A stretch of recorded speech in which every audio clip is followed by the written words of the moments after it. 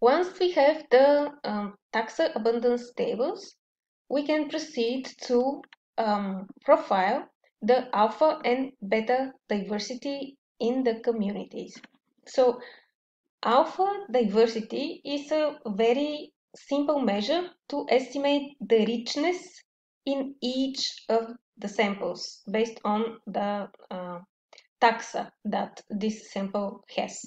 For example, if we have these three samples, so healthy, disease 1 and disease 2, that we are profiling microbial community from, and these are the different taxa, so for example, different species, species A, B, C, D, so on and so forth.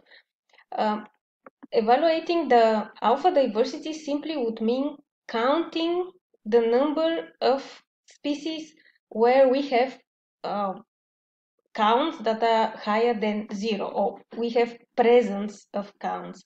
For example, for the healthy sample, the alpha diversity or the richness is 1, 2, 3, 4. So we have 4 taxa with number that is higher than 0. For the disease 1 sample, the alpha diversity is going to be 1, 2, 3, 4, 5. So 5, just one number. For the disease 2 sample, the alpha diversity is going to be 1, 2, 3. So alpha diversity estimated in this way takes into consideration only the richness, but there are also a bit more evolved formula where we take not only the richness, but also the evenness or the actual counts and the distribution of the reads across different taxa. These alpha diversity measures are called Simpson and Shannon diversities. So on the right, you can see these bar graphs that actually represent the alpha diversities in the stool microbiomes from people that live in different parts of the world and have different lifestyle.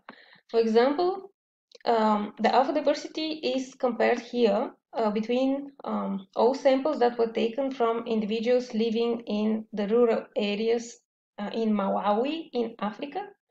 So also in the rural areas around the Amazon River in Venezuela, American Indians, and also people who live in the urban areas in the USA. And you can clearly see, so averaging of the alpha diversities between these three different groups shows that people who have more rural lifestyle have much higher alpha diversity than people who live in the USA. Okay, in addition to alpha diversity, one can also estimate the beta diversity. But for the beta diversity, we always compare, in order to identify what its number is, two samples.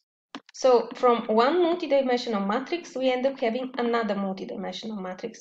And what do we compare?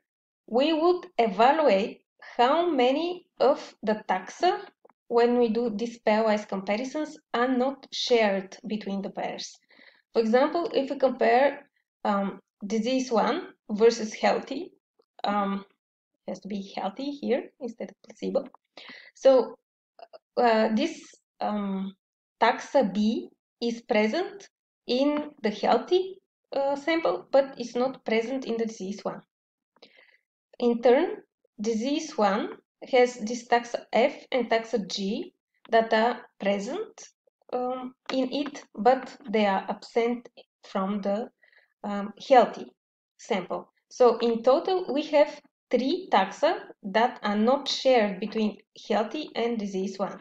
And we can estimate the not shared taxa also when we perform the other two comparisons between the disease 2 versus healthy and disease 2 versus disease 1.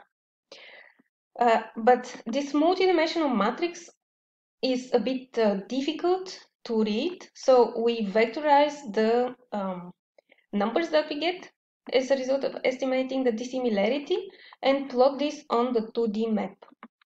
So here each dot represents a sample, and the information on this figure has to be read exactly as one is reading dots that are present on a map. The closer the dots are to each other, the more similar overall microbial composition these samples have. From this picture, you can clearly see that Malawians and American Indians, although they live on different continents, have much more similar overall microbial communities relative to the people who live in the urban areas of the United States.